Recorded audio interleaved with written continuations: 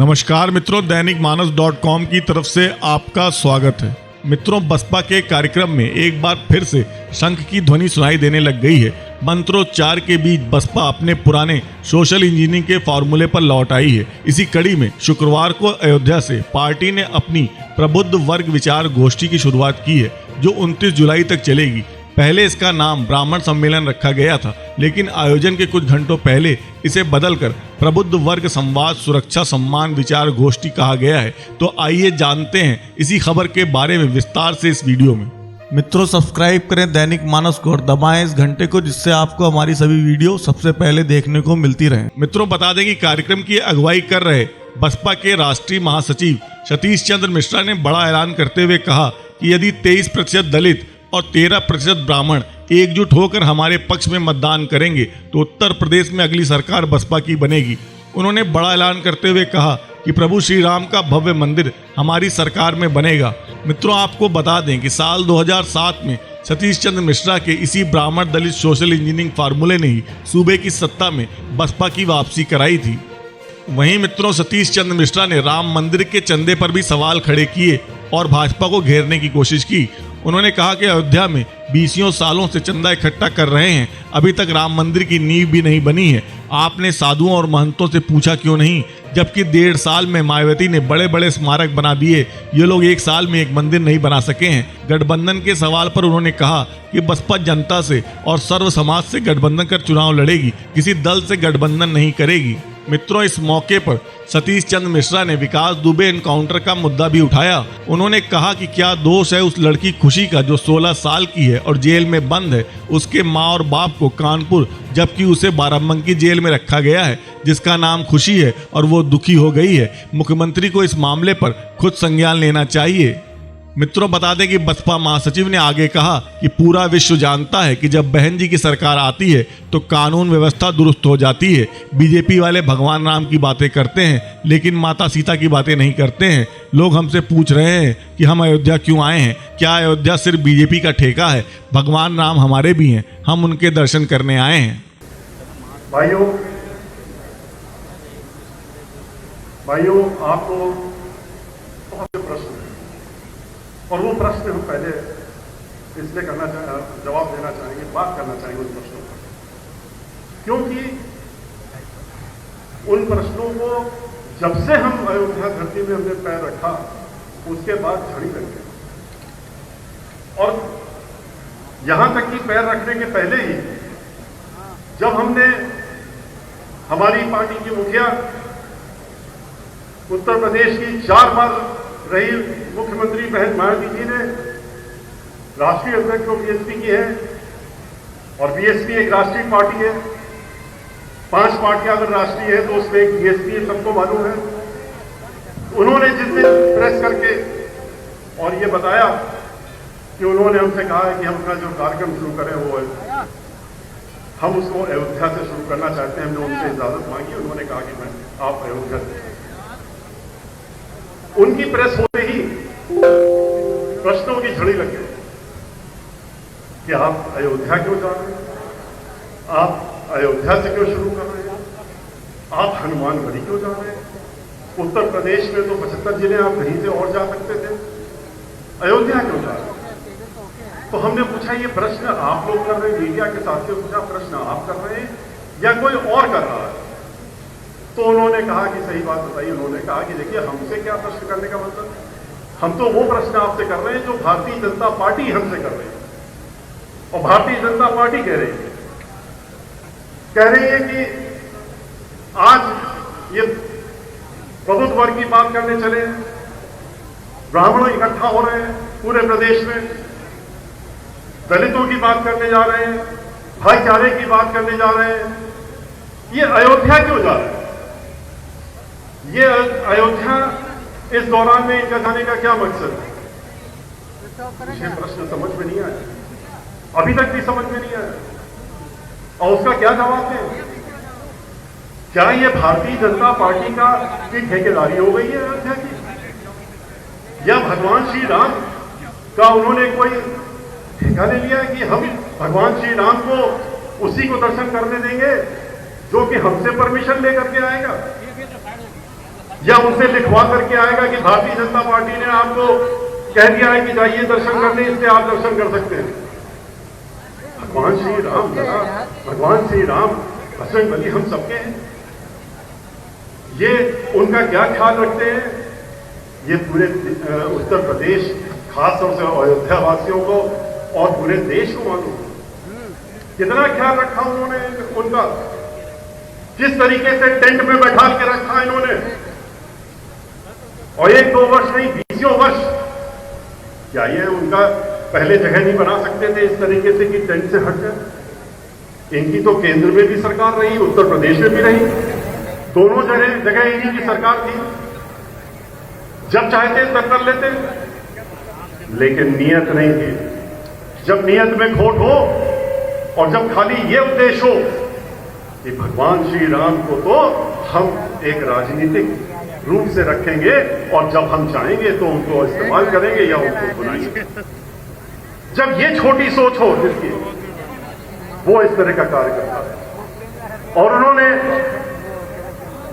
आखिर तक कुछ नहीं किया। पूरे 5 साल निकल गए सरकार के, यहां पर भी और केंद्र में भी। कब किया? जब माननीय सर्वोच्च न्यायालय ने किया जो किया। सर्वोच्च न्यायालय का निर्णय जब आया तब यहां पर शुरुआत हुई। लेकिन शुरुआत तो ऐसे करी गई जैसे कि सारा कुछ इन्होंने ही कर दिया हो। निर्णय सर्वोच्च न्यायालय का, लेकिन प्रोपेगेंडा ऐसा कि अयोध्या तो हमारी है और हम ही इसमें जो चाहेंगे करेंगे। अरे ठीक है, आपने लाखों करोड़ रुपए इकट्ठा किए, 1-2 हजार करोड़ होते तो बात दूसरी थी। पिछले 30 वर्ष का हिसाब अगर ये दे, और हम जानते हैं कि मीडिया वाले उनसे पूछ रहे हैं, बार बार पूछ रहे हैं, लेकिन मीडिया वाले निराश हो रहे हैं और अंत तक निराश होते रहेंगे। मैं कह सकता हूं ये कभी हिसाब नहीं देंगे, क्योंकि अभी से रुपया इकट्ठा नहीं कर रहे हैं। अलग अलग इन्होंने संस्थाएं बनाई थी, उन संस्थाओं के माध्यम से पैसा पिछले 20 वर्ष से इकट्ठा कर रहे हैं, और यहां से लेकर विदेशों से चंदा लिया इन्होंने। लेकिन वो रुपया गया कहां? अभी जब मंदिर बनने की बात आई तो फिर चल दिए, चंदा चाहिए। किसने चाहिए? भगवान श्री राम के लिए आप झोला लेके घूम रहे हैं, जो आपको सब कुछ दे रहा है, जिसकी वजह से आपको सब कुछ मिल रहा है, उनके लिए आप कह रहे हैं कि हमको चंदा दो, और चंदा तो आपने इकट्ठा फिर भी कर लिया। आप 20 हजार करोड़ रुपया खर्चा कर सकते हैं गुजरात में मूर्ति बनाने के लिए और जगह बनाने के लिए। आप भगवान श्री राम लला का मंदिर नहीं बना सकते एक इज्जत के साथ? आपने उनको अभी भी वही बैठा रखा। 1 वर्ष हो गया, पूरा 1 वर्ष हो गया। 5 अगस्त को शायद एक ऐसा दिन था जिस दिन भूमि पूजन की गई थी। उसी समय लोगों ने प्रश्न उठा दिए थे, ब्राह्मणों ने, खासतौर से पूरे ब्राह्मणों ने, पुरोहितों ने, पंडितों ने, कि ये किसने सलाह दे दी, किसने आपको ये तारीख बता दी भूमि पूजन की? उस समय कोई काम नहीं होता अच्छा, लेकिन इन्होंने वही दिन चुना। तो कुछ ना कुछ तो सोच पीछे होगी कि ऐसा अशुभ दिन चुनो जिससे कि काम ही ना हो पाए। और आप देख रहे हैं आज क्या हो रहा है। 1 साल हो गया, 1 साल में न्यू भी ऊपर उठ करके नहीं आ पाई, और अभी हम लोग कहां पर हैं पता नहीं। मंदिर कब बनेगा? मंदिर की जिम्मेदारी अपने हाथों में लेंगे, और कब बनाना चाहेंगे, कब बनाएंगे, ये किसी को नहीं मालूम। किससे नक्शा बनवा रहे हैं आप, किस तरह का मंदिर बन रहा है, किस तरह का स्वरूप हो रहा है? क्या आपने यहाँ अयोध्या के महंत लोगों से, मठों से, उनसे जो लोग हैं यहाँ पर सैकड़ों वर्षों से जिनके यहाँ मंदिर हैं और चले आ रहे हैं पुजारी करते हुए, किसी से सलाह मशवरा की नहीं? बनेगा कि नहीं बनेगा, ये आज भी प्रश्न चिन्ह है। वो तो यही कहेंगे हम बना रहे हैं, बन रहा है धीरे धीरे। कितने वर्ष लगेंगे इसको बनने में? सबको मालूम है 2007 में हम लोगों की सरकार आई थी, बहुजन समाज पार्टी की, और जब सन 2007 में सरकार आई थी तो पूर्ण बहुमत की सरकार आने के बाद जो दलित समाज में, पिछड़े समाज में जन्मे लोग हैं और जो जो गुरु लोग हैं, जिन्होंने अपना पूरा जीवन समर्पित किया इन लोगों के उत्थान के लिए, उनके लिए बहन मायावती जी ने जब स्मारक बनाए तो ये सब खड़े हो गए। किस लिए? इसलिए नहीं कि इतनी जल्दी क्यों बना दिया। इतना भव्य स्मारक, इतना भव्य, जो लखनऊ सब लोग जा चुके हैं, देख चुके हैं, 1.5 साल के अंदर बना करके, तैयार करके शुरू कर दिया। यहां 1 साल हो गए, नींव ही नहीं आई ऊपर तक। मैं इनसे कहना चाहता हूं, आप लोगों से भी कहना चाहता हूं कि इनका असली चेहरा पहचानिए और ये मान के चलिए कि आपको इसी तरह से धीरे धीरे चलाते रहेंगे।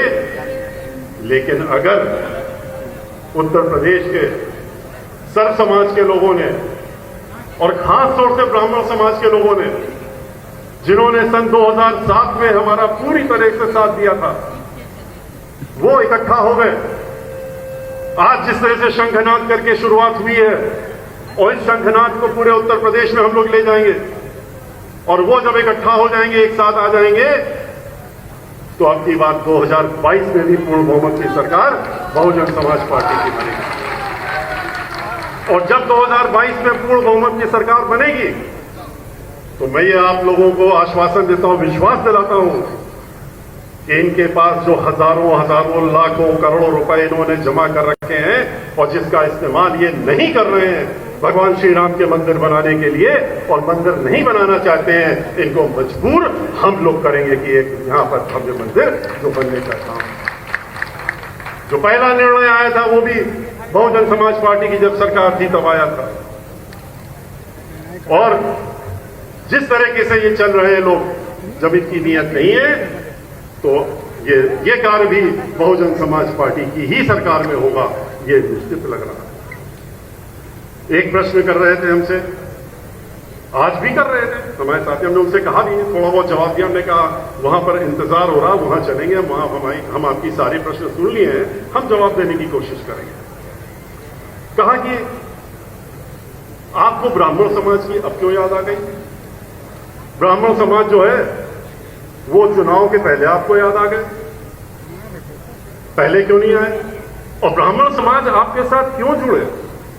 ब्राह्मण समाज, बहुत बढ़िया प्रश्न किया, हम उनको धन्यवाद देते हैं। क्यों ना वो प्रश्न करते ना हम उसका जवाब देते हैं, क्योंकि हम कुछ छिपा के रखते नहीं, वो बात अपनी बात सामने रखेंगे। कोई नेता हम है नहीं, हम तो अधिवक्ता थे, महाधिवक्ता थे, और अपनी बात खुल के सामने रखते हैं, स्पष्ट रखते हैं। हो सकता है किसी को अच्छी लगे, किसी को ना लगे, लेकिन बात स्पष्ट करेंगे। ब्राह्मण समाज, ये जो प्रश्न किए इन्होंने, उसके बारे में मैं जरूर बताना चाहूंगा। मैं उनको ये याद दिलाना चाहता हूं, हमारे साथ में बहुत से पत्रकार उस समय भी थे, हमारे साथ उस अभियान में भी थे जब हम लोग 2005 में शुरू किया था। और 2005 के यहां पर भी खड़े हैं, शेख मिश्रा जी हैं और लोग हैं, बहुत से लोग हैं यहां पर जो पुराने हमारे साथी हैं। सबके नाम इसलिए नहीं लेंगे कि 90% ब्राह्मण निकलेंगे, तो फिर कहा जाएगा लीजिए पत्रकारों को भी ब्राह्मण को हम नहीं ये कह के नहीं लाएंगे ब्राह्मण ही खाली यहां पर आएंगे, पत्रकार सब आएंगे, लेकिन 90% अगर उसमें है तो इसमें हम लोगों का क्या दोष है? लेकिन 2005 और 2007 के बीच में जब हम ब्राह्मण समाज के बीच में गए थे तो किस लिए गए थे? इसलिए गए थे, हमको तो बहन मायावती जी ने राज्यसभा भेज दिया था 2004 में, 2002 में उत्तर प्रदेश का महाधिवक्ता बनाया था, उसके बाद हमको कोई जरूरत ही नहीं थी कुछ करने की। लेकिन जब राज्यसभा भेजा और महाधिवक्ता बनाने के बाद अपनी वकालत किनारे करके जो लाखों रुपए रोज कमा रहे हैं उसको छोड़ करके अगर आ गए तो समाज के बारे में तो सोचना ही पड़ेगा। आखिर जिस समाज में हम जन्मे हैं, जिस समाज में जन्म लिया है, उसके बारे में सोचना क्या पाप है? में जब सोचा तो हमने ब्राह्मण समाज की स्थिति देखी उत्तर प्रदेश में कहां पहुंच गई। तब तो भारतीय जनता पार्टी भी रह चुकी थी, कांग्रेस थी, समाजवादी पार्टी रह चुकी थी, लेकिन ब्राह्मण समाज हाशिए पर पहुंच गया। गिनती के 5-10 लोग खाली एमएलए थे उत्तर प्रदेश की विधानसभा में और सिर्फ 3 पार्लियामेंट के एमपी थे। ऐसे में जब ब्राह्मण समाज के साथ हम उनके बीच में निकले, जैसे आज शुरुआत की, उस समय भी निकले थे। आज का कारण क्या था वो बताएंगे आगे, लेकिन तब का कारण दूसरा था। तब का कारण था कि बिल्कुल हाशिए पर पहुंच गए थे। फिर से उनको ऊपर लाने की सोचा मैंने कि कैसे इनको फिर से इनका खोया हुआ मान सम्मान और स्वाभिमान, जिसके लिए हर ब्राह्मण जीता है और मरता है, उसको कैसे वापस दिलाया जाए। ब्राह्मण समाज को और कुछ नहीं चाहिए इन तीन चीजों के अलावा, वरना तो वो जन्म ही उसने लिया है इसी काम के लिए कि लोगों की सेवा करे, लोगों के अंदर भाईचारा बनाए। ब्रह्म का नाम इसीलिए दिया गया कि आप ये कार्य करिए सबके लिए। तो अगर उस कार्य के लिए करने के लिए तो जब सर्जन के लिए काम करना है तो बाहर निकलना पड़ेगा। और उस समय निकले तो हमने लोगों से ये अनुरोध किया, ब्राह्मण समाज के लोगों से, कि आप 13% हो, लेकिन हाशिए पे क्यों पहुंच गए इसके बारे में सोचिए। इसलिए पहुंच गए कि आप एक साथ नहीं हो, इकट्ठे नहीं हो, आप अलग अलग बटे हुए हो। कहा जाता है कि ब्राह्मण समाज में ये खासियत है कि वो एक साथ नहीं रह सकते। इसी को दूर करने के लिए हमने अनुरोध किया था, आह्वान किया था, और हमने कहा था कि ब्राह्मण समाज अगर एकजुट हो जाएगा, एक साथ हो जाएगा, तो कोई ताकत नहीं है कि 13% लोगों को इग्नोर कर दे या उनको नजरअंदाज कर दे। लेकिन अगर आप 1-1, 2-2% करके इधर उधर भटकते रहोगे तो ऐसे ही भटकते रहोगे। आपको सुदामा की कोई संज्ञा दे देगा, कोई कुछ कह देगा, लेकिन अगर आपको भगवान श्री परशुराम की वंशज बन के सामने आना है और चाणक्य के बारे में, जो ब्राह्मण समाज के हम लोगों के एक प्रतीक है, उनके बारे में सोचना है, तो आपको इकट्ठा होना पड़ेगा, अपनी ताकत को दिखाना पड़ेगा। अपनी ताकत को लेकर के तभी आ सकते हैं जब आप एक साथ होंगे, और एक साथ होइए। लेकिन एक साथ होने के बाद भी एक दिक्कत, एक तकलीफ थी, एक परेशानी थी कि तब भी आप चुनाव नहीं जीत सकते। अगर राजनीति में आना है, राजनीति में जब तक सत्ता की चाबी आपके पास नहीं होगी तो अपने समाज का कुछ नहीं कर सकते। ये मानवर काशीराम जी ने यही कहा कि सत्ता की चाबी होगी तभी अपने समाज के लिए कर सकते हो कुछ। तो सत्ता की चाबी लेने के लिए आपको कुछ और चाहिए। तो 13% के साथ अगर आपने भाईचारा बनाया 23% के साथ, जो हमारे दलित समाज के भाई बहन हैं, तो अकेले आप दोनों मिल करके ही इतनी मजबूत ताकत हो जाते हैं कि पूरे उत्तर प्रदेश में आप अपना झंडा फहरा सकते। और यही हुआ जब हमारी बात मान करके आप ब्राह्मण समाज इकट्ठा हुआ, एक साथ हुआ, और एक साथ होकर के उसने भाईचारा बनाया, गांव-गांव में भाईचारा बनाया। हमारे अनुरोध पे उन्होंने मिसाल कायम की, जिसको कि अब बाद में सोशल इंजीनियरिंग और पीएचडी भी हो रही है, सब हो रहा है, उसके बाद से शुरू हो गया, उसके पहले कोई नाम नहीं लेता था। लेकिन ब्राह्मण समाज के लोगों ने मिसाल ये रखी, उन्होंने हमारे अनुरोध को स्वीकार करते हुए अगर किसी गांव में कहीं पर भी किसी दलित समाज के यहाँ कोई भी अनहोनी हुई, या उसके यहाँ कोई अच्छा काम हो रहा है, या शादी ब्याह हो रहा है, या कोई और भी चीज है, सबसे पहले ब्राह्मण समाज के लोग वहां पहुंचने लगे और उनके साथ में खड़ा होकर के उन्होंने भाईचारा बनाने का काम किया। और यही हमारा, हमको ब्रह्म की पूजा करने पे और ब्राह्मण कहलाने पे, ये हमारा उद्देश्य ही नहीं, हमारा धर्म भी है। लोग कहते हैं कि आप तो ब्राह्मण समाज के लोगों को जोड़ दिया, सरकार बना दी, उसके बाद क्या किया? वो भी प्रश्न करते हैं आज भी। आज का प्रश्न वही प्रश्न है कि आप क्या करेंगे ब्राह्मण समाज के लिए, और ब्राह्मण समाज के लिए आपने क्या किया था। मैं बहुत ही 1 मिनट में अंदर कुछ बातें बताना चाहूंगा जो लोग भूल जाते हैं, और जब वो याद कर दिलाएंगे तो उससे ये होगा कम से कम कि ब्राह्मण समाज बुद्धिजीवी समाज है, और वो जरूर प्रश्न करेगा इन लोगों से जो प्रश्न करते हैं भारतीय जनता पार्टी के लोग खासतौर से, कि इसका जवाब दीजिए।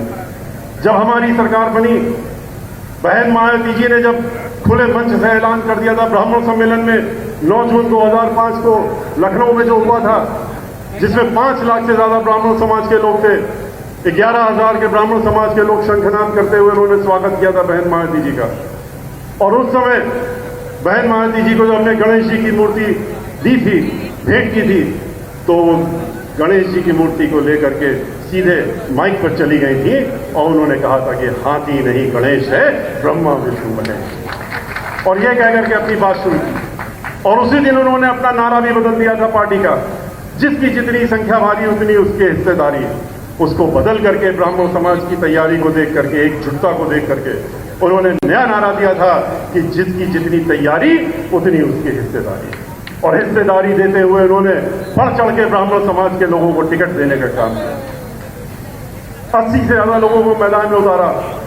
3 ब्राह्मण समाज के लोग बीएसपी में थे, उसमें 2 बीएसपी में थे ब्राह्मण समाज के एमएलए। उन्होंने 45 ब्राह्मण समाज के लोगों को चुन करके और विधानसभा में भेजने का काम किया। लेकिन ब्राह्मण समाज ने भी अपना हिस्सा देने का काम किया। उन्होंने भाईचारे का जो वादा किया था, जो रिजर्व सीट थी हमारी 80 सीटें, उन 80 सीटों में से 62 सीटें जितवाने का काम किया ब्राह्मण समाज के लोगों ने, अपने भाइयों को, दलित भाइयों और बहनों को, क्योंकि अपना पूरा वोट एक तरफा तन मन धन लगा करके देने का काम किया। और उसके बाद मजबूती की सरकार बनी। 17 साल बाद सिर्फ और सिर्फ ब्राह्मण समाज की वजह से उत्तर प्रदेश में पूर्ण बहुमत की सरकार आई। और उसके बाद जब सरकार बनी तो बहन मायावती जी ने जब ये ऐलान किया था, उसको उन्होंने पूरा ही नहीं किया, बल्कि और बढ़ चढ़ करके आगे किया। उन्होंने सब समाज के लोगों को जहां पर अच्छे स्थान दिए, मंत्री बनाया, ओहदे दिए, अधिकारियों को पोस्टिंग की, उन्होंने ब्राह्मण समाज को छोड़ा नहीं, जैसे कि सपा और भाजपा में होता है। उन्होंने ब्राह्मण समाज के 15 से ज्यादा लोगों को मंत्री बनाया। उन्होंने 35 लोगों को, ब्राह्मण समाज के लोगों को चेयरमैन और मंत्री का दर्जा देकर के बनाया। 15 से ज्यादा एमएलसी बनाए ब्राह्मण समाज के। और तो और उन्होंने विधान परिषद के अध्यक्ष को भी ब्राह्मण समाज के व्यक्ति को बनाने का काम किया, ब्राह्मण समाज को सम्मान देने की। उन्होंने ब्राह्मण समाज की जो योगदान था उसको देखते हुए पहला चीफ सेक्रेटरी उत्तर प्रदेश का, पहला डीजीपी, पहला principal secretary law, additional advocate general, महाधिवक्ता, chief standing counsel Allahabad Lucknow, मुख्य सहायक अधिवक्ता इलाहाबाद लखनऊ, और लगभग 2200 ब्राह्मण समाज के वकीलों को उन्होंने उत्तर प्रदेश में सरकारी वकील बनाने का काम किया। उन्होंने 6 मेंबर ऑफ पार्लियामेंट ब्राह्मण समाज के भेजे, लोकसभा में उपनेता बनाया, और राज्यसभा में हमको उन्होंने अपना पार्टी का नेता बना करके आज तक 17 वर्ष हो गए हैं, आज तक बना के रखा हुआ है वहां पर राज्यसभा में। तो ब्राह्मण समाज को चाहे अधिकारी हो, चाहे आईएएस हो, चाहे पुलिस वाला हो, चाहे पीपीएस हो, ब्राह्मण समाज के हर अधिकारी को उसको उचित स्थान की पोस्टिंग दी गई और भेजा गया। भारतीय जनता पार्टी की तरह नहीं, जहां ब्राह्मण समाज के मंत्री या तो झोला उठाने के लिए रखे गए हैं और या गुलदस्ते की तरह सजा के रखने के लिए रखे गए हैं, और या तीसरा एक मुख्य काम क्या है कि जब ब्राह्मण समाज के किसी व्यक्ति के ऊपर उत्तर प्रदेश में कुठाराघात इनकी सरकार करे तो उसके तुरंत माइक में आ जाए, तुरंत मीडिया में बैठ करके और उसके खिलाफ बोलने लगे और कहें कि ये बहुत सही काम हुआ, अगर इसको गोली मार दी गई बहुत सही हुआ, इसकी हत्या हो गई तो ये इस लायक था, अगर किसी के साथ में मकान तोड़ दिया गया, बुलडोजर चला दिया गया, तो यही ब्राह्मण समाज के लोग जो वो बैठा देते हैं और उनसे कहते हैं कि जाके बोलो। एक बार हमने पूछा कि बोलते समय आपको नहीं खराब लगता अंदर से? कहते क्या करें, अगर जिस दिन नहीं बोलेंगे उस दिन बाहर का दरवाजा दिखा देंगे। दिखाने दो, एक बार सोच लो कि हमें नहीं सुननी है इनकी। पूरे उत्तर प्रदेश के ब्राह्मण समाज के लोगों से हमारा यह आह्वान है कि जिस तरीके से 400 से ज्यादा हत्याएं इस सरकार में हो चुकी हैं, एनकाउंटर हो गए, मार दिए गए लोग, उसका संज्ञान में लेने का काम करिए। अब डरने का वक्त नहीं रह गया, ये डर और दबाव का वक्त गया, अब समय आ गया है आपका।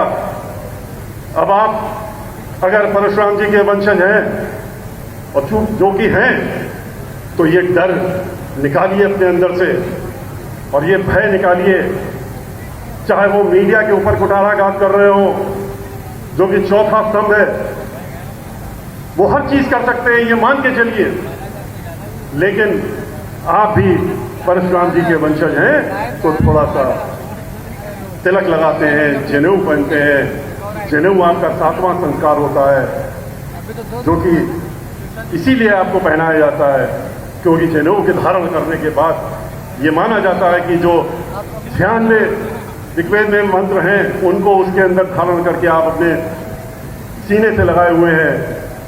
और आपको जो मंत्र दिया जाता है, इसीलिए जब उपनयन संस्कार हमारा हुआ था तो मंत्र दिया जाता है, तो वो भी कान में ढक करके दिया जाता है। गायत्री मंत्र का मंत्र होता है जिससे सीधे आपके मस्तिष्क में जाए और आप प्रभु की सेवा के साथ साथ में आप सर्वजन की सेवा करने का संकल्प लें। लोग तो आजकल मजाक उड़ाते हैं। हमसे भी एक जने कह रहे थे कि साहब देखिए कुछ दिख रहा है। हमें क्या दिख रहा है? बोले साहब अंदर कर लीजिए। उनको शायद हमारा जनेऊ कहीं से दिख गया हो, हम समझे माला दिख रहा है, तो बोले नहीं नहीं वो तागा। हमने तागा नहीं है, ये हमारा जनेऊ। और हमने कहा अंदर चलिए बाहर निकाल के दिखा देते हैं, फिर अंदर कर लेते हैं। हमने कहा हम लोग ये नहीं करते हैं, हम लोग ये दिखावे के पंडिताई नहीं करते हैं। हम लोग जन्म से ब्राह्मण, और ब्राह्मणों से हम ये आह्वान करते हैं कि एकजुटता आप तब कर पाएंगे, एक शक्ति आप तब बन पाएंगे जब अपना बंटवारा खत्म कर दीजिए। ये भूल जाइए कि आप 20 बिस्वा हैं, 16 बिस्वा हैं, 12 बिस्वा हैं। हम कान्यकुब्ज ब्राह्मण हैं, सनाट्य ब्राह्मण हैं, सरयूपारी ब्राह्मण हैं। ये भूल जाइए और ब्राह्मण को ब्राह्मण मान के चलिए, चाहे कोई भी हो। जब ये मानेंगे तभी आप एक साथ होंगे। हम लोगों ने तो अपने घर से शुरू कर दिया, हमने तो बहुत पहले शुरू कर दिया था। हम लोगों ने इस भेदभाव को खत्म करके, ये नहीं कि हम चूंकि कान्यकुब्ज ब्राह्मण हैं तो हम कान्यकुब्ज में ही हमने बेटियों की शादी की, ये सब नहीं देखा। हमने तो सरयू पारी में बस्ती में आकर के शादी लड़की की थी। हमारा वो सीधा संबंध यहां से हो गया, हमारे तो मान्य यहाँ के लोग हो गए। तो इसलिए इस चीज को खत्म करके जब आप खाली अपने को ब्राह्मण समझेंगे तब आप ब्राह्मण बन करके एक ताकत के रूप में उभरेंगे। और जब एक साथ उभरेंगे तो आप जो है ये तय है कि इतनी बड़ी शक्ति बन जाएंगे कि आप किसी को भी मात देने की ताकत कर सकते हैं। आज जो है उत्तर प्रदेश में जिस तरीके से अत्याचार हो रहे हैं, सर्व जाति में हो रहे हैं, लेकिन दलित समाज और ब्राह्मण समाज, इन दो समाजों को तो जैसे चिन्हित कर दिया गया है। आप ही बताइए क्या दोष है, क्या दोष है उस लड़की का जो कि 16.5 वर्ष की खुशी नाम, उनके माता पिता गरीब लोग हैं, 25 गज के मकान में रहते हैं, कोई ऐसा काम नहीं जिससे कि वो बड़ी मुश्किलों से रोटी रोजी चलती है। उसकी शादी उन्होंने की और शादी 29 जून को शादी होती है। 29 जून को शादी होती है और शादी 19 को तो रात में शादी हुई। 30 तारीख को अगले दिन पहला दिन हुआ अपने ससुराल में। 1 तारीख उसके बाद दूसरा दिन हुआ। 2 तारीख को वारदात हो गई। 2 तारीख को पुलिस के ऊपर जो बर्बरता पूर्वक जिसका कि हम लोग कभी भी उसको हत्या को सही नहीं मानते हैं जो हुई थी, लेकिन 2 तारीख को हादसा हो गया और 2 तारीख के हादसे में यानी कि 48 घंटे भी नहीं वो लड़की उस घर में थी और उसको बंद कर दिया गया, जेल भेज दिया। 7 दिन तो पहले पुलिस ने अपनी कस्टडी में रखा बगैर किसी वारंट के। 7 तारीख से लेकर 15 सितंबर तक उसको जेल में रखा जबकि वो नाबालिग थी। जब नाबालिग वाले के में उसको घोषणा की गई जांच के बाद कि ये तो नाबालिग है, तब आपने उसको रिमांड होम में भेज दिया। और रिमांड होम में भी कहां भेजा? आपने कानपुर के रहने वाले माता पिता आप रिमांड होम में भेज रहे हैं बाराबंकी में। बाराबंकी में उसको आपने वहां 1 साल से रखा हुआ। 1 साल हो गया पूरा, उसको आप कैद में रखे हुए हैं और उसकी बेल ना होने पाए, उसकी बेल ना हो, इसलिए आपने क्या किया? आप जानते थे कि नाबालिग है, 2 दिन पहले आई, इसको कैसे आप जेल में रख लेंगे? लेकिन इतनी दुर्भावना इस समाज के प्रति कि जहां आपने 40 ब्राह्मण समाज के लोगों को जेल में बंद कर रखा है, कितनों की गाड़ी फिसल गई और निकले और शूट आउट कर दिया। खुशी के जो हस्बैंड थे उसका भी शूट आउट हो चुका है, वो भी जिंदा नहीं है। लेकिन इसके बावजूद भी आपने उसको, वो क्या जानते थे उसके माता पिता के नाम तो हम खुशी रख रहे हैं, लेकिन इतनी बड़ी दुखी हो जाएगी वो, उसको आपने उठा करके और जेल में बंद कर दिया। और जेल में बंद करके आप वही ले रहे हैं, अपनी पीछे ठोक रहे हैं और ब्राह्मण समाज के 2-4 वही प्रवक्ता अपनी पार्टी के बैठाल करके आप उसका जस्टिफिकेशन देते हैं, कहते नहीं बड़ा अच्छा काम किया। और लोग तो कहते हैं, खास तौर से उनको बैठा दिया जाता है। कैसे जेल में बनी रहे, इसके लिए भी बड़ी मेहनत की गई। एक षड्यंत्र रचा गया। जो जो अधीक्षिका है बाराबंकी की, जहां पर उसको रिमांड होम में बंद किया हुआ है, उन्होंने एक पत्र लिखा जब कोर्ट में, हाई कोर्ट में मामला चल रहा था बेल के लिए कि बेल हो न जाए, क्योंकि बेल तो होनी चाहिए थी, नाबालिग है। उसके लिए खाली पुलिस इतना कह रही है अपने बयान में 161 के कि छत में 2-3 औरतें भी खड़ी थी जो कि हाथ हिला रही थी, आवाज तो नहीं सुनाई दे रही थी, ललकार रही थी, उसमें से वो भी होगी। तो ऐसे मान लिया आपने कि वो होगी वहां पर, किसने देख के पहचान लिया? अभी तक आगे आप चार्जशीट में कुछ कर नहीं पाए। अधीक्षिका से फिर चिट्ठी लिखवाई जिससे हाईकोर्ट में 10 महीने मामले को लंबित रखा और ये लिखवाया कि इस जहां पर ये रहती हैं लड़कियां जो बंद की गई रिमांड होम में, कहते हैं वो अपने पत्र में लिखती हैं कि 2 कमरे का है ये, और 2 कमरे में 48 लड़कियां हैं। 48 लड़कियों में एक खुशी भी है, और वहां की 48 लड़कियों ने, जो बाकी 47 हैं, उन्होंने हमको बताया जबानी कि ये लड़की हमको धमकी देती है, कहती है कि तुम्हें मालूम नहीं हम कौन है, हम जब बाहर निकलेंगे तो तुम लोगों को ठीक करेंगे और तुमको उठवा लेंगे, इसलिए इसकी बेल ना दी जाए। और यही ग्राउंड बना के उसकी बेल खारिज करा दी। अतिरिक्त महाधिवक्ता साहब ने बड़ी लीगल अपनी दिखा के और उन्होंने कहा ये देखिए सर्टिफिकेट, ये तो बाहर निकल जाएगी तो ये तो बहुत बड़ी टेररिस्ट बन जाएगी। और उसकी किस तरह की मानसिकता, इसकी जो है कि साल भर हो गया था, माननीय मुख्यमंत्री जी को इसका खुद संज्ञान लेना चाहिए था कि अब बहुत हो गया, जो करना था कर लिया, पूरे प्रदेश में कर लिया। अब तो इनको, इसको तो, इस लड़की को तो छोड़ दो, उस बच्ची को भी नहीं छोड़ रहे।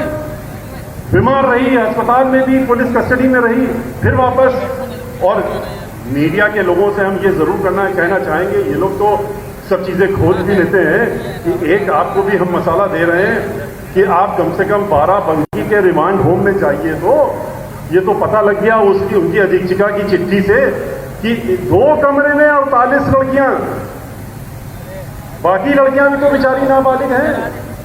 2 कमरे में 48 लड़कियों को इस सरकार के लोगों ने बंद कर रखा है।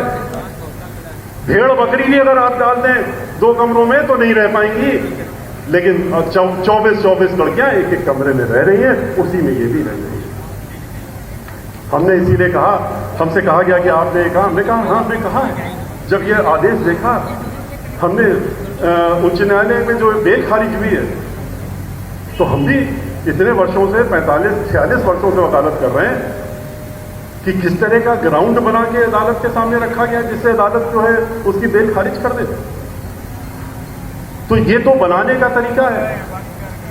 तो इस तरह का जब इनकी मंशा है, ये कहते हैं कि आपने क्या किया, हमने जो किया वो बताया, इन्होंने क्या किया ये बता दें।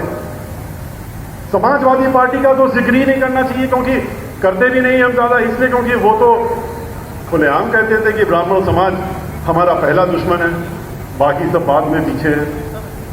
तो वो तो पहले ही से उनको चिन्हित किए हुए हैं, चलिए खुल के किए हुए हैं। वो बात दूसरी कि जैसे ही अब हमने ये कार्यक्रम शुरू किया है तो अन्य पार्टियों के साथ साथ वो भी ब्राह्मणों करने लगेंगे। आपने देखा नहीं, कहते हैं कि हम तो लेकर के आए हैं कांग्रेस पार्टी से, उनके पूर्व सांसद थे, उनको हम अपनी पार्टी में ले आए, भारतीय जनता पार्टी में। मैं किसी व्यक्ति के ऊपर चूंकि टिप्पणी नहीं करता हूं इसलिए नाम नहीं ले रहा हूं, सब जानते हैं। लेकिन उनसे भी तो प्रश्न उठ रहा है, उन्हीं के समाज के लोग पूछ रहे हैं कि अभी जब अत्याचार हो रहे थे पूरे उत्तर प्रदेश में तो वो कह रहे थे मैं तो ब्राह्मण हूं और ब्राह्मण समाज के लिए निकल रहा हूं और अपनी उनकी आवाज बुलंद करूंगा। किसके खिलाफ? इस प्रदेश की सरकार के खिलाफ। अचानक क्या हो गया ऐसा? क्या आप उन्हीं की गोदी में बैठ गए जाके? आप वहीं पर चले गए जाके? मैंने कल एक इंटरव्यू देख रहा था, जो विधानसभा के हमारे समाज, उनका बहुत सम्मान करते, विधानसभा के सम्मानित अध्यक्ष हैं, उन्नाव से मैंने उनका एक इंटरव्यू देख रहा था। उनसे प्रश्न किया गया कि ये क्या आपकी टिप्पणी है, ये मिश्रा जी करते जा रहे हैं ब्राह्मणों को फिर से इकट्ठा, आप क्या कहते हैं? तो उन्होंने भी कह दिया कि ये बहुजन समाज पार्टी, जैसे मनोज तिवारी जी ने कहा, उनका भी मैं देख रहा था कि मनोज तिवारी जी बहुत बड़े कलाकार हैं, उनका सम्मान मैं इसलिए करता हूं कि बहुत बड़े कलाकार हैं। लेकिन उनसे भी प्रश्न किया तो उन्होंने भी यही बात कह दी। अब बताइए, ब्राह्मण समाज की बात कर रहे हैं हमने, और वो एक नारा, हमें इन नेताओं के ऊपर एक अफसोस होता, बहुत अफसोस होता। एक नारा बना रखा है इन्होंने तिलक तिलक करके, और वो नारा आज तक नहीं बता पाए कि किसने सुना हो, कब कहां सुना। 20 वर्षों से तो मैं ही हूं पार्टी के साथ जुड़ा हुआ, हमने तो नहीं सुना कहीं पर। जब जब ब्राह्मण समाज इकट्ठा होता है, होने लगता है, तो कहा जाता है वो नारा याद करिए। और फिर अफसोस ये होता है जब एक ब्राह्मण व्यक्ति, चाहे श्री मनोज तिवारी जी हो और चाहे विधानसभा के हमारे सम्मानित अध्यक्ष जी हो या अन्य कोई ब्राह्मण समाज का व्यक्ति, और कोई समाज का व्यक्ति बोलता है हमें, वो तो बोलते ही रहेंगे, लेकिन ये लोग उस नारे को जब दोहराते हैं तो दिल पे चोट इसलिए लगती है कि तुम ब्राह्मण समाज के सामने उनके खिलाफ एक नारा बोल रहे हो जो कोई नहीं कभी पीएचडी का आदमी देता है, कहीं नहीं देता, लेकिन तुम बोल रहे हो इस बात को मीडिया के सामने। ये पूरे समाज के लिए मानहानि की बात होती है, लेकिन ये चूकते नहीं है। इनको ये परेशानी होने लगती है कि ब्राह्मण समाज इकट्ठा ना हो जाए, फिर से एक तरफा कहीं बहुजन समाज पार्टी के साथ ना चला जाए। अगर चला गया तो जानते हैं कि कोई रोक नहीं सकता, ब्राह्मण समाज जिधर घूम जाएगा और जिधर इकट्ठा हो जाएगा, ये इनको मालूम है कि सरकार तो बना ही देगा, इतनी ताकत तो रखेगी। इनको दिया, इनके साथ गए, बड़ी उम्मीदों के साथ गए थे, लेकिन ना उम्मीद होकर के तो नहीं, बल्कि बहुत ही बुरी तरीके से बेइज्जत होकर के अब लोग लौट गए। इनकी सरकार जो चल रही है, मंत्रियों से आप ब्राह्मण समाज के मिलिए, पूछिए, आप विधानसभा के अध्यक्ष जी से पूछ लीजिए कि अगर कोई काम बताते हैं तो वो कभी काम पूरा हुआ, कभी नहीं हुआ और ना हो सकता, क्योंकि ये तो चिन्हित किए हुए हैं, इनको तो उसी कैटेगरी में रखा गया है। मेरा आप लोगों से अनुरोध है और कहना है कि अब की बार इसलिए फिर से ब्राह्मण समाज के बीच में हम आए हैं, ये उनको भी जवाब है, इसलिए आए हैं कि ब्राह्मण समाज जो पिछले 10 वर्षों में फिर से दहशत में जीने लगा है, जिसमें उसकी हालत बद से बदतर कर दी गई है, उसके उत्थान की जरूरत हो गई है।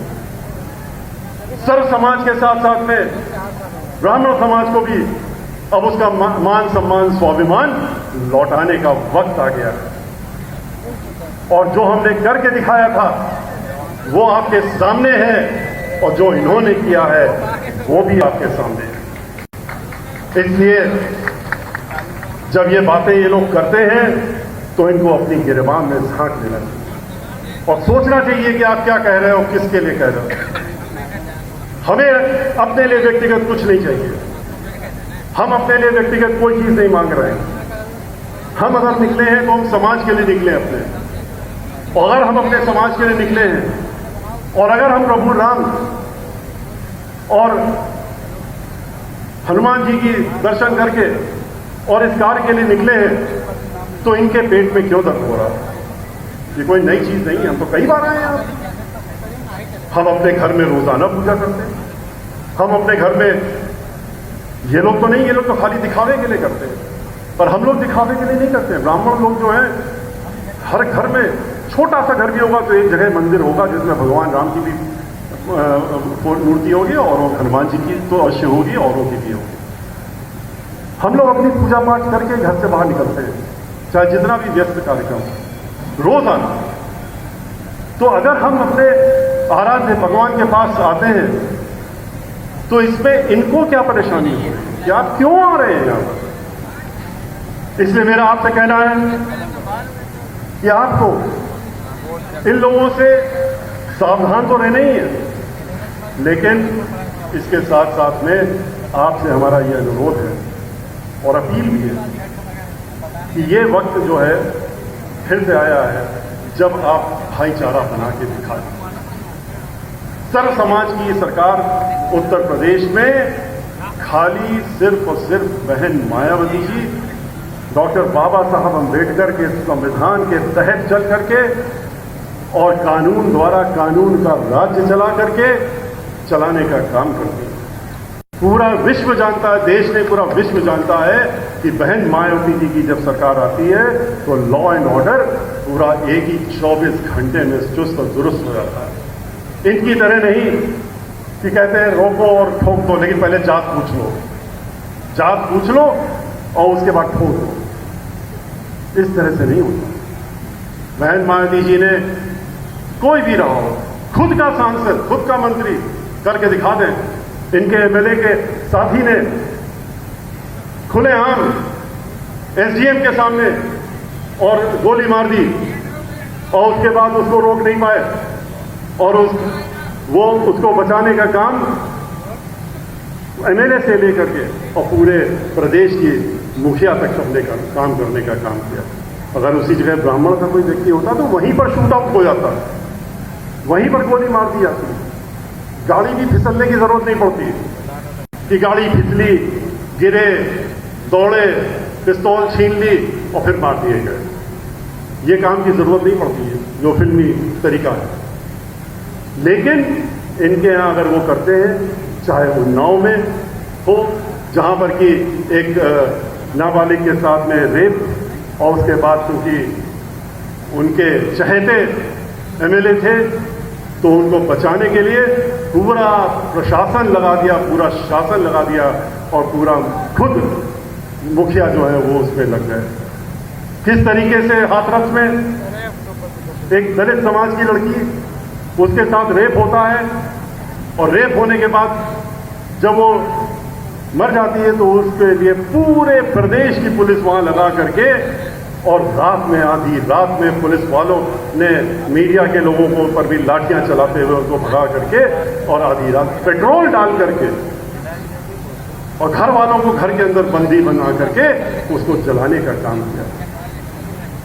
किस तरीके से प्रतापगढ़ में 5 ब्राह्मण समाज के लोग, सरकार बनते ही इन्होंने आगाज दे दी थी, शुरुआत कर दी थी। 17 में सरकार बनी थी, इन्होंने ठोक के दिखा दिया अब हमारा ये काम होना इस तरह से होगा।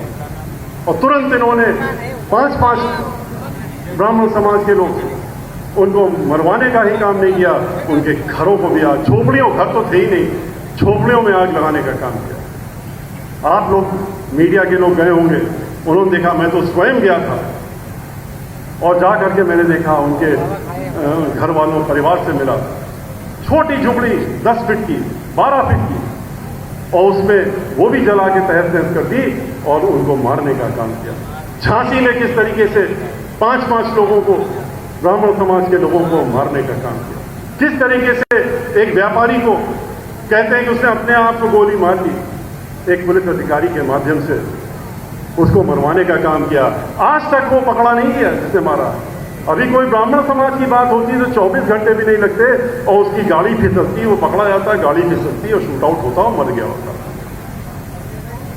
लेकिन वो आज तक साल भर हो रहा है, कोई अता पता नहीं है। इस तरीके से लखनऊ के अंदर जो कैपिटल है, 2 वर्ष पहले तिवारी उसको जिस तरह से रोक करके अपनी गाड़ी में जा रहा था, उसकी गोली मार दी।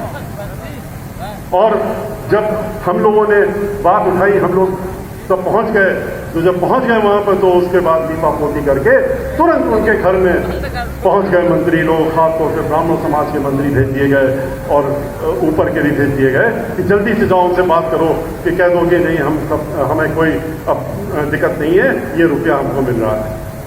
और रुपया आज तक नहीं मिला। इस तरीके से पूरे उत्तर प्रदेश में अगर हम गिनाने चलेंगे तो इतना बड़ा चिट्ठा है, कहाँ तक गिनाएंगे? 1 घंटा लग जाएगा खाली उनके किस्से बताने में आपको कि कहाँ कहाँ पर कैसे कैसे 400 से ज्यादा ब्राह्मण समाज के लोगों को मार गिराया गया।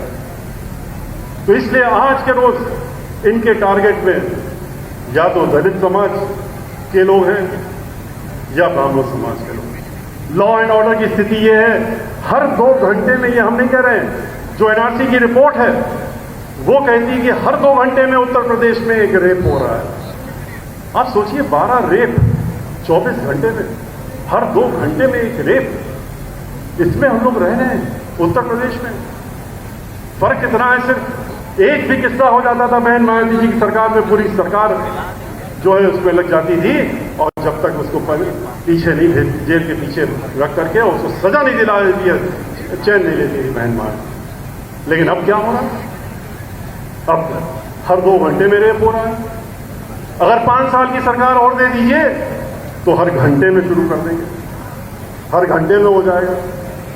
तो ऐसी सरकार जहां पर ना महिला सुरक्षित, ना बुजुर्ग सुरक्षित, ना बच्चे सुरक्षित, ना बच्चियां सुरक्षित, ये सरकार ये चलाने का काम कर रहे हैं। और प्रश्न हम लोगों के ऊपर उठाते हैं, जिसका कि लॉ एंड ऑर्डर का लोहा पूरी दुनिया मानती है। लेकिन इतने कभी कभी ऐसा होता है, वक्त आ जाता है, इस समय ये लोग अपनी पावर से सोचते हैं कि हमारे पास तो इतनी बड़ी पावर है, तो उसके जो सर पे चढ़ के बोलने लगी है।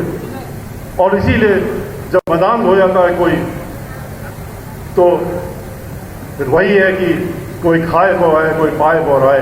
तो वही वाली हालत है कि अब ये इस समय उस स्थिति पे पहुंच गए हैं कि अब इनको कुछ सही गलत समझ में नहीं आता है। जो हम कहें वही सही है, जो रास्ता हम दिखाएं वही रास्ता सही है, और जिसमें तुम चलना चाहते हो उसमें हम नहीं चलने देंगे। मेरे रास्ते में नहीं चलोगे तो रोक करके ठोकेंगे और मार देंगे। इस तरह का आज कानून का राज चल रहा है। तो इसलिए मेरा आप लोगों से पूरे प्रबुद्ध, ये गोष्ठी हम लोगों ने इसीलिए रखी थी, शुरुआत की थी प्रबुद्ध वर्ग की, कि प्रबुद्ध वर्ग में हमारे सारे इंटेलेक्चुअल्स आते हैं, इसमें अधिवक्ता आते हैं, इसमें डॉक्टर्स आते हैं, इंजीनियर्स आते हैं, इसमें टेक्निकल लोग आते हैं, इसमें सभी लोग आते हैं। तो इन सब लोगों को, एक बात पूरे प्रदेश के लोगों को, इनसे मेरा मीडिया के माध्यम से और इस मंच से भी अनुरोध है कि आप अगर मन बना लेंगे, अगर आपने हमारी बातों को समझने का काम किया है सही ढंग से, तो आप अवश्य मन बना लेंगे। और जब आप मन बनाएंगे तो ये सभी लोग जानते हैं कि प्रबुद्ध वर्ग हो, चाहे ब्राह्मण समाज के हो, चाहे खास तौर से ब्राह्मण समाज, अगर एक ब्राह्मण समाज का व्यक्ति इस बात को समझ लेता है तो 20 लोगों को तो समझाने का काम करते ही, उसका काम ही यही होता है। और समाज को सही रास्ता दिखाने के लिए इस पूरे प्रबुद्ध वर्ग की हमें जरूरत है। और हम इसलिए भी जरूरत है कि आज चाहे कोई हो, किसान हो, मजदूर हो, पेशेवर हो, नौकरी वाला हो, हर आदमी परेशान। लगभग 2 करोड़ नौकरियां देने का झूठा वादा किया था, 2 करोड़ नौकरियां हर साल देने का काम कर रहे हैं। तो ऐसे लोग नहीं हैं। तो इसलिए मैं आपसे अंत में ये अपील करना चाहूँगा कि आप सब लोग मन बनाइए, एकत्रित होइए और एकत्रित होकर के अपनी इस बात को जो मैंने आपके सामने रखी है, इस बात को पहुंचाने का काम करिए। आज प्रभु की हम लोगों पर कृपा रही है, भगवान श्री राम ने कृपा की। कल हमको बताया गया, कुछ लोगों ने हमको वेदर का, आजकल वेदर का रिपोर्ट पहले आ जाती है कि कल पानी बरसना है, कि परसों आंधी आनी, तूफान आना है। दिखाया गया था हमको कि अयोध्या में आज सुबह 10 बजे से लेकर के 9:30 से लेकर के और शाम के 5 बजे तक बहुत मूसलाधार वर्षा होगी और आंधी तूफान भी आ सकता है। इस तरह का वेदर जो रिपोर्ट ज़्यादातर सही होता है उनका। तो परेशान थे हमारे साथी लोग, यहाँ के लोग भी फ़ोन कर रहे थे कैसे होगा, क्या होगा। हमने कहा आप चिंता मत करिए, हम प्रभु राम से अपने घर से चलने के पहले भी हम अपने अनुरोध कर लेंगे कि मौसम को ठीक रखें और ब्रह्म समाज और समाजों के साथ में उनके वहाँ इकट्ठा हो रहा है, तो मौसम ठीक रख करके हम लोगों को अपनी बात रखने का मौका जिससे रहे। और मैं उनको बहुत बहुत नमन करता हूँ, धन्यवाद देता हूँ कि उन्होंने जो है हमारी बात को स्वीकार लिया और स्वीकार करें। अब अगला जो हमने अनुरोध उनसे यही किया जा करके आज दर्शन किए दोनों जगह। हमसे वहाँ के पुरोहित लोग थे और लोग थे, उन्होंने कहा कि आप दर्शन कर रहे हैं, कुछ मांग दीजिए। तो हमने कहा एक ही चीज़ मांग रहे हैं कि इनको, इस सरकार में जो लोग बैठे हैं, इनको सद्बुद्धि दे दें और इनको सद्बुद्धि दे करके कम से कम जो ये समाज में जिस तरह से कुठाराघात कर रहे हैं, जिस तरह समाज को बांटने का काम कर रहे हैं। कहते हैं कि आप ब्राह्मणों की बात करते हैं तो आप समाज बांटने का काम करते हैं, हम तो जोड़ने का काम करते हैं। हम तो जो ब्राह्मणों और दलितों की भाईचारे की बात करते हैं, जोड़ने का काम करते हैं। ये परेशान इसलिए हो जाते हैं कि जब जानते हैं ब्राह्मण समाज और दलित समाज का भाईचारा हो जाएगा तो जो अति पिछड़ा वर्ग है जो कि पहले से ही जुड़ा हुआ है बीएसपी के साथ में, और जो अल्पसंख्यक समाज है वो भी जो है बीएसपी के साथ में आ जाता है, तो इनको लगता है कि इनको तो हिला डुलाना मुश्किल है और इनकी तो पूर्ण बहुमत की सरकार बनना निश्चित हो जाएगी, इसीलिए इनको परेशानी होगी। इसलिए हमने आज ये विनती की है और मैं सोचता हूँ कि शायद इनको सद्बुद्धि मिल जाए और सद्बुद्धि मिलने के बाद ये इस तरह की प्रताड़ना करना, लोगों को परेशान करना और ख़ास तौर से दलित समाज और ब्राह्मण समाज को परेशान करने का काम ये बंद करेंगे और सबके बारे में सोचना शुरू करें। लेकिन उम्मीद इसकी हम नहीं करते हैं, क्योंकि जो इनका तरीका है, तौर तरीका है, ये इसमें कतई नहीं सुनेंगे इस बारे में। जो इनको करना है ये वही करेंगे जिस तरह से करते चले आ रहे हैं। इसलिए अब इस प्रदेश का खुशहाली आपके हाथ में है। मैं यहाँ से शुरुआत हमने करी है आज, ये पहला हमारा फेज था जिसमें हमने अयोध्या से शुरू किया है, भगवान श्री राम के दरबार से शुरू किया है। इसके बाद कल हम आजमगढ़ जाएंगे, अम्बेडकर नगर परसों जाएंगे, उसके बाद हम अगले दिन इलाहाबाद जाएंगे 26 तारीख को, वहाँ पर समाज के लोगों से मिलेंगे और प्रबुद्ध वर्ग के लोगों से मिलेंगे। इलाहाबाद के बाद हम कौशाम्बी जाएंगे उसके अगले दिन हम प्रतापगढ़ आएंगे वापस, इलाहाबाद से कौशाम्बी, कौशाम्बी से प्रतापगढ़ आएंगे और प्रतापगढ़ के बाद हम 29 तारीख को सुल्तानपुर आएंगे और सुल्तानपुर में अपनी सभा करने के बाद लखनऊ वापस जाएंगे। लेकिन दूसरा फेज, अब ये जो शुरुआत हुई है ये अब रुकेगी नहीं। पूरे प्रदेश में हर जिले में हम जाएंगे और लगातार जाएंगे। 1-2 दिन बीच में इधर उधर हो सकता है। 29 तारीख को लखनऊ में रहने के बाद 31 तारीख को भगवान श्री राम लला का आशीर्वाद तो मिल गया, हो गया। आज ऊपर मौसम से भी पता लग गया कि मिल गया, आप लोगों को देख करके पता लग गया मिल गया। आप लोग जिस तरह से इतनी देर से यहाँ बैठे इंतजार करते रहे, बात सुनी आपने और उसको सराहा, उससे भी लगा कि मिल गया।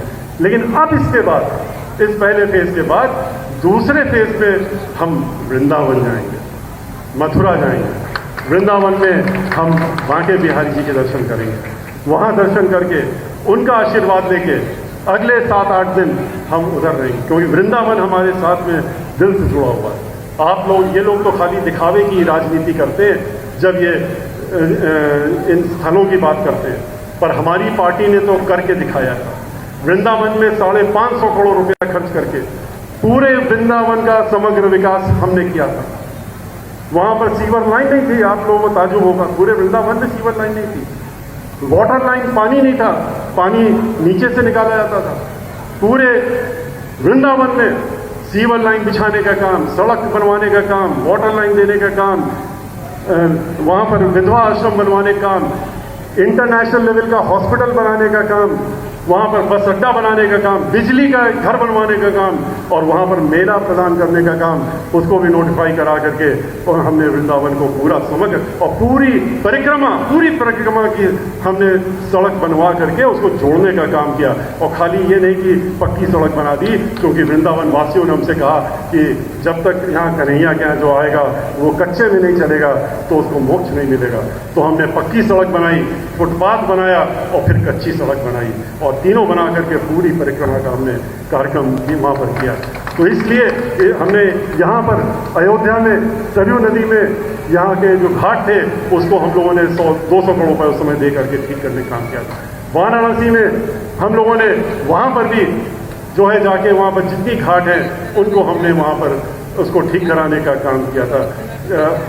अयोध्या में आकर के ये राम मंदिर की बात करते हैं, लेकिन अफसोस ये सीता मैया की बात कभी नहीं करते।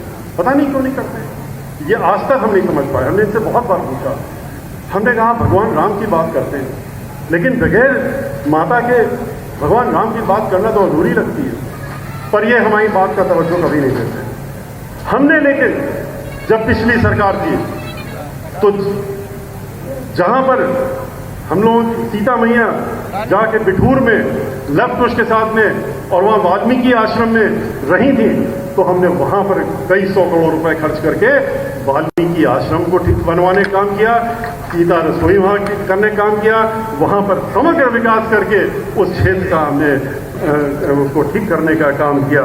इसीलिए हमारा दूसरा फेज मथुरा वृंदावन से शुरू होगा। तीसरा जो हमारा कार्यक्रम जब वहाँ के 8-10 दिन कर लेंगे तो हम लोग सावन का महीना शुरू हो रहा है।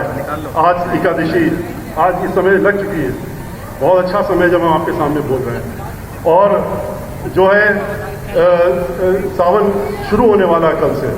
जब सावन शुरू हो जाएगा तो इस सावन के ही दौरान हम काशी विश्वनाथ जाएंगे। तीसरा हमारा वहाँ से शुरू होगा, हम भोले शंकर काशी विश्वनाथ जी के दर्शन करके फिर उस क्षेत्र के जितने जिले हैं उनका दौरा करने का काम करेंगे, आप लोगों के बीच में जाने के काम करेंगे। चौथा कार्यक्रम जो हम शुरू करेंगे उसके बाद अगले 10 दिनों का वो हम चित्रकूट जाएंगे और चित्रकूट में पहले वहाँ दर्शन करके और वहाँ से करने के बाद हम बाकी उस क्षेत्र का बुंदेलखंड का और झांसी में माँ के दर्शन करके विंध्य माँ दर्शन करने के बाद हम फिर अपना कार्यक्रम खत्म करेंगे। 5वां कार्यक्रम हम फिर आपके क्षेत्र में वापस आएंगे।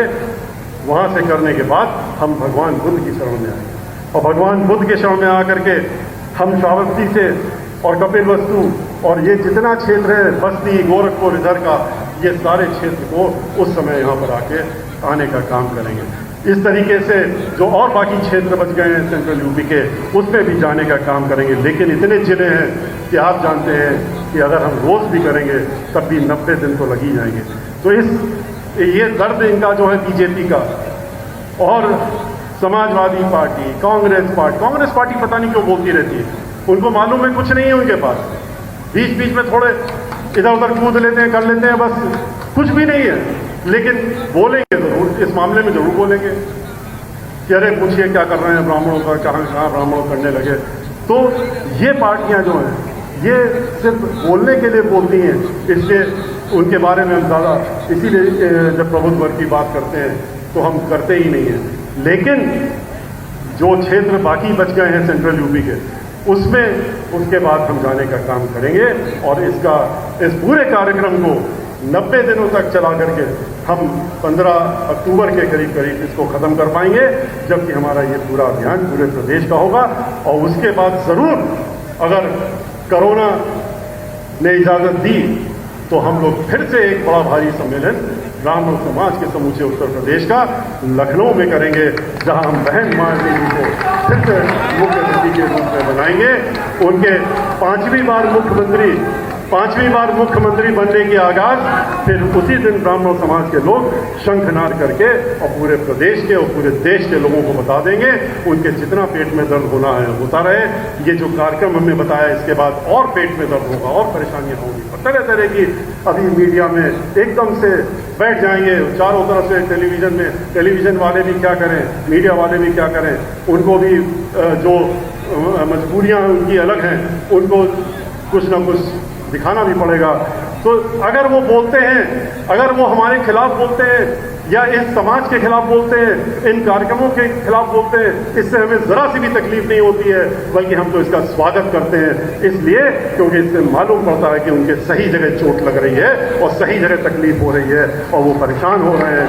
उनको लग रहा है कि उनकी जमीन अब पैर के नीचे से खिसक रही है और अब वो जमीन पर गिरने वाले हैं और धरातल पर पहुंचने का काम करेंगे। इसी के साथ मैं अपनी बात को यहाँ पर विराम देते हुए आप लोगों को बहुत बहुत बहुत धन्यवाद देते हुए कि आप लोगों ने हमारा अनुरोध स्वीकार किया, आप लोगों ने मास्क लगा के रखा, आपने जो कोरोना का नियम था उसको भी पालन करने का काम किया। इस चीज़ का अनुरोध करते हुए और सैकड़ों की संख्या में लोग बाहर रुक गए, लगभग हजारों से ज़्यादा गाड़ियां बाहर खड़ी। हमने अनुरोध किया था आप लोग अपनी गाड़ियों में रहिए, वहीं पर आपको सुनने को मिल जाएगा, आप अंदर मत आइए। तो उन्होंने हमारा अनुरोध स्वीकार किया और वो यहाँ पर नहीं इकट्ठा हुए आके, इसके लिए उनको भी बहुत बहुत बहुत बहुत धन्यवाद। और ख़ास तौर से फिर से अंत में हम अपने मीडिया साथियों को ज़रूर फिर से धन्यवाद देंगे कि उन्होंने आज पूरे दिन हमारे साथ रह करके भारतीय जनता पार्टी और ये अन्य पार्टियों के लिए इतना मसाला हुआ उनको दे देंगे कि वो कई दिनों तक इसको लेके परेशान होते रहेंगे। और मैं यहाँ पर आए हुए सर्व समाज के लोगों को, यहाँ पर आए सर्व समाज के लोगों को जो कि हर समाज से यहाँ पर उपस्थित हुए हैं, उन सबको मैं यहाँ पर मैं धन्यवाद देना चाहता हूँ। हमारे अधिवक्ता लोग, मैं बहुत से लोगों को पहचानता हूँ, बहुत देर से हमारे बहुत ही वरिष्ठ अधिवक्ता यहाँ पर मौजूद थे, खड़े थे फैजाबाद के। उनको खास तौर से बहुत इन लोगों को, मैं अपने अधिवक्ताओं को भी धन्यवाद देता हूँ। और ये आप इधर से आप उधर चले गए, इसलिए हमने आपको देख लिया क्योंकि इतना पुराना साथ है हम लोगों का। तो जो लोग आए हैं उन सबको हम धन्यवाद देते हैं। और ख़ास तौर से इस कार्यक्रम को आयोजन और इसको सफल बनाने के लिए जो हमारे साथ में हमारे साथी खड़े हुए हैं, हमारे साथ में हमारे पार्टी के और सभी लोग यहाँ पर हमारे कोऑर्डिनेटर्स हैं, हमारे पवन पांडे जी जिन्होंने जिम्मेदारी ली है, उनसे हमने कहा भी था कि परसों हम इनके यहाँ जा रहे हैं, इनके क्षेत्र में जा रहे हैं, परसों पवन पांडे जी के अकबरपुर जा रहे हैं, वहाँ पर इन्होंने मीटिंग रखी है। उसके बाद सुल्तानपुर में भी करा है। हम इनसे भी अनुरोध कर रहे थे कि आप यहाँ आज मत आइए, लेकिन उनका बोले मेरा मन नहीं मानता है, मैं वहाँ की चिंता आप छोड़ दीजिए, लेकिन यहाँ पर मैं ज़रूर आऊँगा। उनका भी बहुत बहुत धन्यवाद। डॉक्टर ओपी त्रिपाठी और हमारे कोऑर्डिनेटर श्री दिनेश जी और बाकी सारे जितने लोग हैं, उनका जिनका नाम मैंने पहले ले लिया था, और हमारे पूर्व में हमारे इसको कोरोना को ध्यान में रखते हुए स्टेज में ना आकर के, मैं उनका धन्यवाद देता हूँ। राम शिवणी शुक्ला जी, हमारे पांडे जी, ये सब लोग नीचे खड़े रहे क्योंकि जिसमें कि यहाँ पर उसको ध्यान में रखते हुए ऊपर भीड़ ना हो जाए, ये इसको ध्यान में रखा। इन सब लोगों का बहुत बहुत शुक्रिया अदा करते हुए और ख़ास तौर से DS Mishra ji, doctor DS Mishra ji, Nakul Dubey ji यहाँ पर खड़े हुए हैं। DS मिश्रा जी ये भी सुल्तानपुर में कार्यक्रम करा रहे हैं। ओपी त्रिपाठी जी का तो क्षेत्रीय है और ये इस पूरे ब्राह्मण समाज को जोड़ने के लिए हमारे यहाँ पर संयोजक भी हैं, तो मंडल को देख रहे हैं। इन सभी लोगों को अनुरोध करने के बाद भी ये लोगों ने कहा नहीं, ये कार्यक्रम में तो आप मना नहीं कर सकते, इसमें तो हम लोग ज़रूर आएंगे। और मुझे बहुत खुशी है कि इन लोगों ने आके हमारा हौसला बढ़ाने का काम किया, आप लोगों ने भी किया। इसके लिए पुनः आप सब लोगों को प्रणाम करते हुए, आपको धन्यवाद देते हुए आपसे विदा देते हैं। जय श्री राम, जय भगवान परशुराम, जय भीम, जय भारत। अगर आपको ये वीडियो पसंद आई हो तो नीचे कमेंट के माध्यम से हमें बताना न भूलें। अगर आपको ये वीडियो न पसंद आई हो तो भी हमें कमेंट के माध्यम से बताना न भूलें कि आपको इसमें क्या पसंद नहीं आया। और हमारी इस वीडियो को लाइक और शेयर करना भी न भूलें। हमारी इस वीडियो को देखने के लिए, अपना कीमती समय देने के लिए आपका धन्यवाद। शुभ दिन।